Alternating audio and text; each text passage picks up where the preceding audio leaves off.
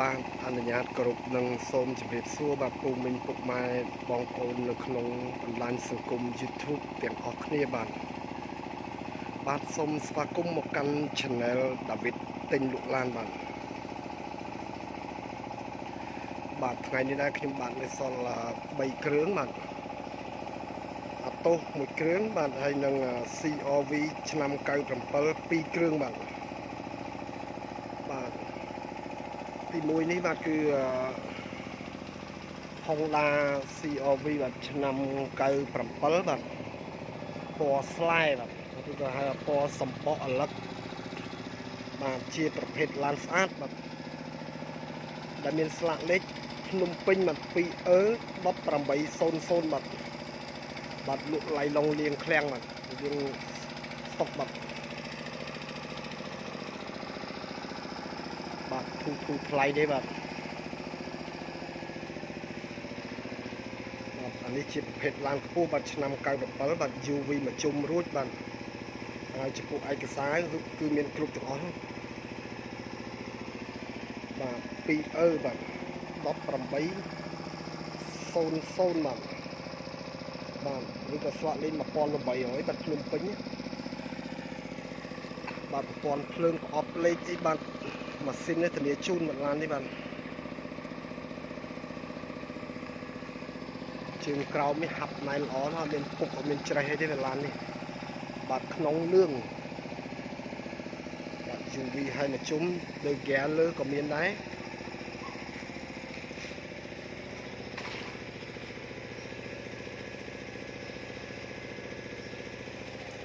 បាទចំពោះកង់សកួរក្រោយនេះបាទណុកទៀតបាទដៃពីណុកទៀត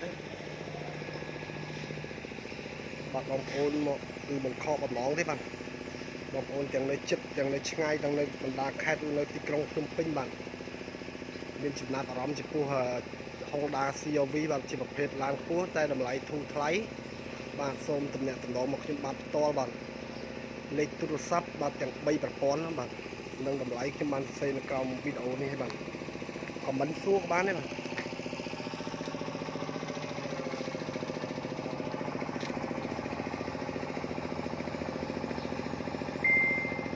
ឆ្នាំក្រោយលើមានអស់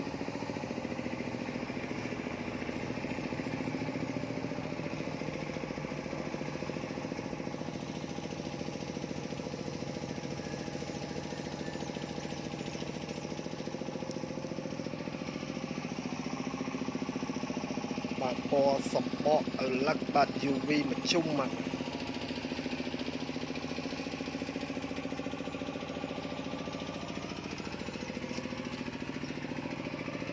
នេះជូនឡានជើងក្រោមអត់មានពុកអត់មានច្រេះបាទឡានអត់កាត់តបាទចុកដុនចំឡាននេះបាទ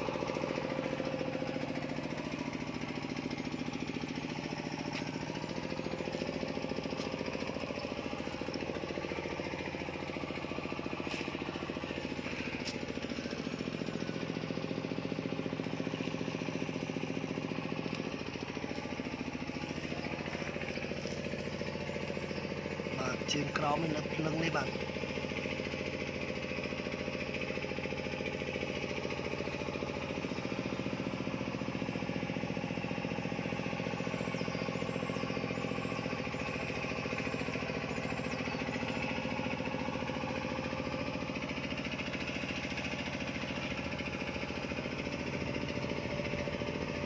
មានពុកអត់មានច្រេះមានធ្លុះមានអីទេបាទ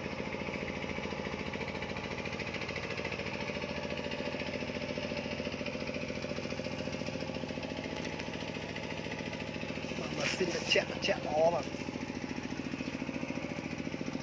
កន្លាកង់នៅ70-80%បាទតាម4នេះគឺលេងពណ៌ Cherry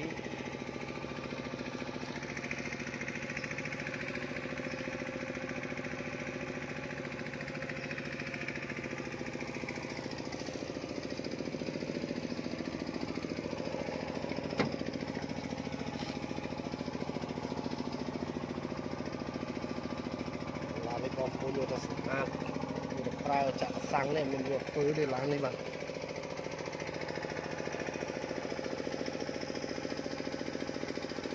ប្រើលក្ខណៈគ្រួសារមិនខកដំងមកកលាយមកធំដា CRV ប្រភេទឡើងខ្ពស់nonកលាយបាទជិះបាន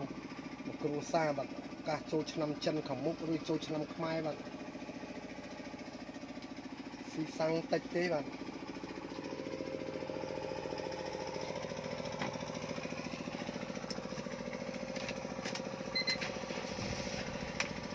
ម៉ាស៊ីននេះស្ងាត់អណាស់បាទបញ្ឆេះហើយមានលឺសំឡេងសមផងឡាននេះបាទ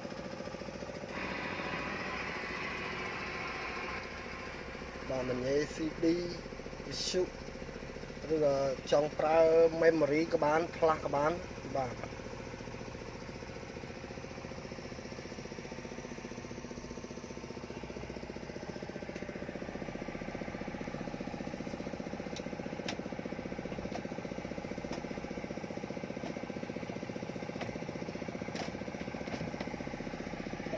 អស់បាទគ្រឿងកញ្ចក់ក៏មានបាក់បែកទីដែរបាទ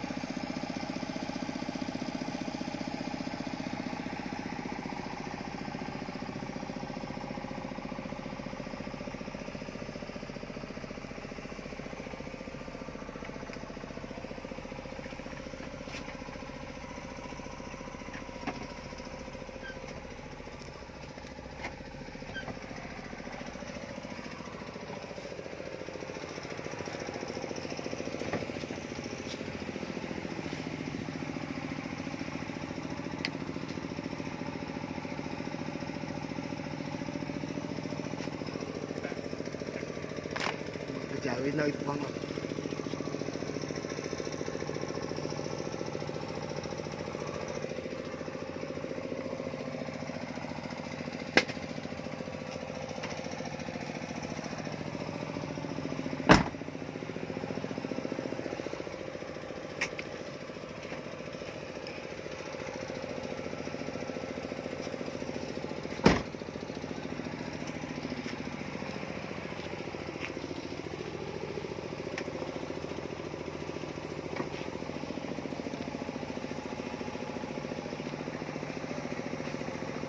xử lý các cụt khói chứ bạn tạo vài ván mang trăn mà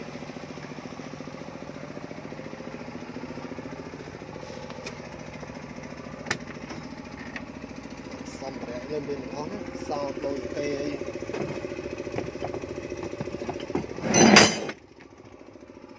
thì còn lấy xa thế này sật đây đấy là đầy để chuột của nắng ấy là mình chạy thế này xâyพอสมบัติลักบัตร CRV ឆ្នាំ 97 บัตรพอสมบัติลักម៉ាស៊ីនមិនឆេះហើយបាទអត់មានផ្សែងមានអីទេស្ងាត់ឈឹងតែម្ដងឡាននេះបាទ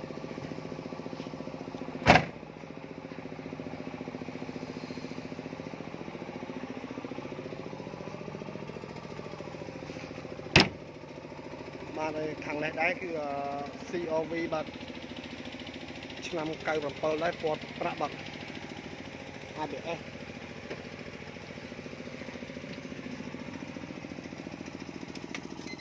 ចំណាប់អារម្មណ៍បងប្អូនស្រឡាញ់ពណ៌ប្រាក់ឬក៏ស្រឡាញ់ពណ៌សម្បកលឹកបានដូចគ្នាបាទ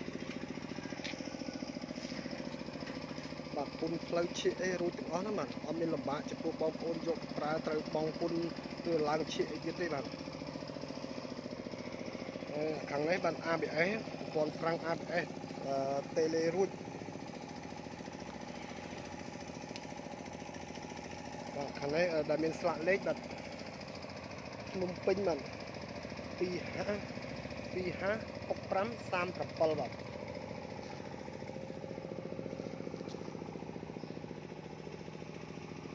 បាទពណ៌ប្រាក់ក្នុងលឿងដែរណាបាទ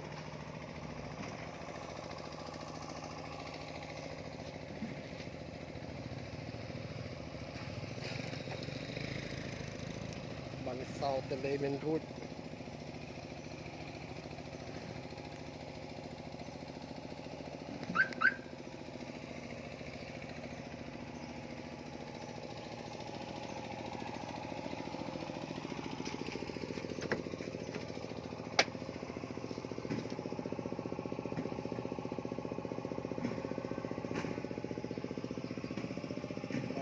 DVD ក៏មានដែរបាទមាន DVD មាន tele បាទ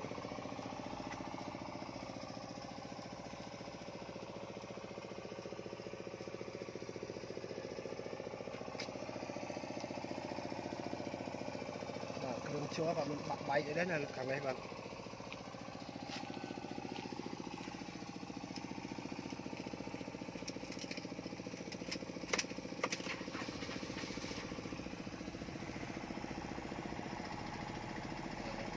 phanh ABS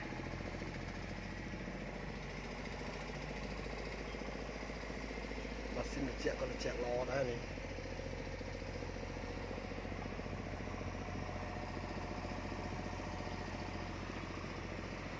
up lên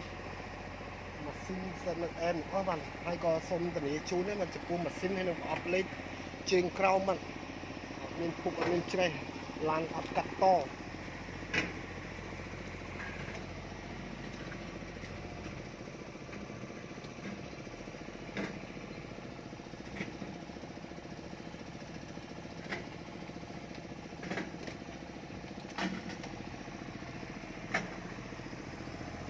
rồi mấy lọc ấp để bong ôn trong ban CRV bạc chi là cái nắp crosa mà xôm từ nhạc từ nón mất đó bạn tí tăng cái này đẹp thì mặt to này bộ này thì phục mấy bạc cầm bôi bạc lời chuyện được 4 tranh vì stop cho phụ vòn máu tại 4 cái lỗ đầy tê bạn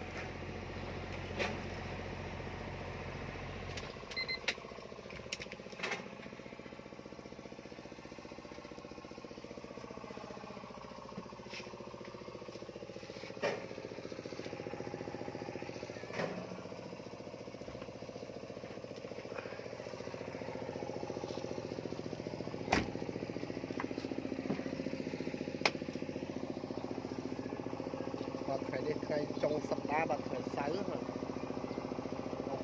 mình lấy trong mưa lan chạy đánh mà còn nát muốn mà nghe chất của ban trong cọ lui tục của ban của bông ôn là tam khai lại mà cho cha tam cõi của ban mà thà lan thông lan tôi chứ là CRV rồi còn phải lan tôi chưa miền được có đó mà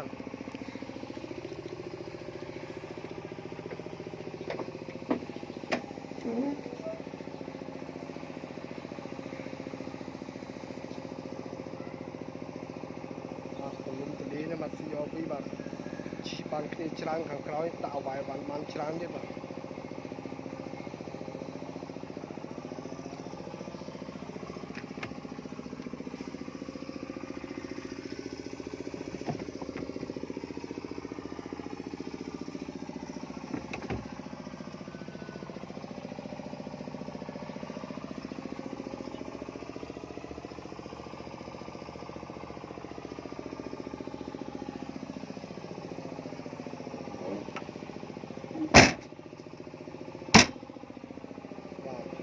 CRV ឆ្នាំ97 ABS សោតេលេរួច DVD រួចបាទពណ៌ទឹកប្រាក់ពណ៌បៃតងចាស់ឬក៏ពណ៌សម្បកអាឡឹកនេះភ្នំពេញ2506537បាទព័ត៌មានលម្អិតបងប្អូនចង់មើលឡានជាក់ស្ដែងមកឲ្យច្បាស់ជាងនេះបាទសូមទំនាក់ទំនងឡើងមកមើលផ្ទាល់បាទទាំងនៅខេត្តទាំងនៅទីក្រុងភ្នំពេញក្តីបាទហើយអាឡានតូចនេះដែរបាទប្រភេទឡានឆ្នាំងអ៊ុតបាទHyundai Atoz ពណ៌ក្រហមឈាមជ្រូកដែលមានស្លាកលេខភ្នំពេញ 2D 3542ឆ្នាំ97បាទ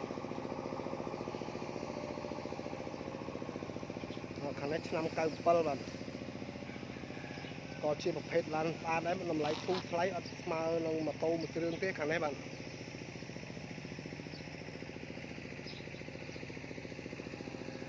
បាទខាងក្នុងលេងពណ៌បែបរៀងក្រូចតិចបាទស៊ីសាំងតិចណាស់ឡាននេះបាទលើសម៉ូតូតិចតួចទេជិះឡើងកម្ដៅអបលេខនៅដើរអែមទាំងអស់បាទជើងក្រោមហាប់ណែនម៉ាស៊ីននៅស្ទូលល្អបាទម៉ាស៊ីនត្រជាក់ល្អស្រោមពូជបាទលហែកតិចតួចទេបាទសំខាន់វាយើងយកបានតម្លៃធូរថ្លៃបាទបងប្អូនយកតុបតែងចង់ដូរស្រោមពុកឬដេថ្មីអីក៏បានដែរបាទនេះក៏តលីដែរវាខ្ពស់ហ្នឹងខ្ពស់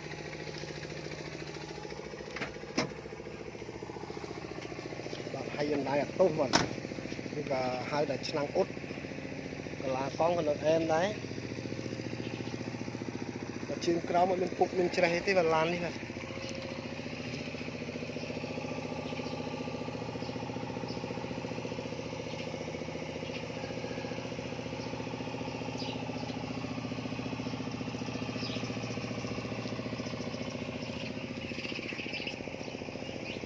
ពុនផ្លូវឈៀករួចអស់ហើយបាទ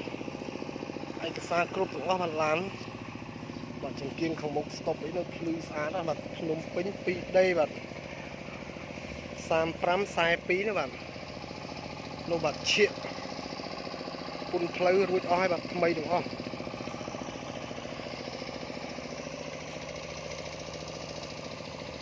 បាទចង់បានព័ត៌មានលម្អិតបាទសូមទំនាក់ទំនងមកលេខទូរស័ព្ទរបស់ខ្ញុំបាទទាំង3ប្រព័ន្ធណាបាទ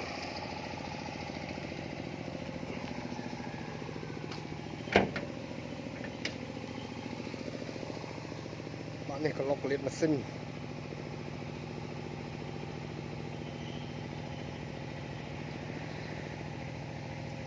បាទស៊ីសាំងតិចណា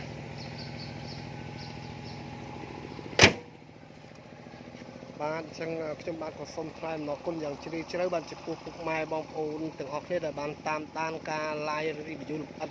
របស់ខ្ញុំបាទតាំងពីដើមដល់ចប់បាទអញ្ចឹងបាទខ្ញុំបាទក៏សូមបញ្ចប់ត្រឹមនេះនិងសូមជម្រាបលាបាទបាយបាយ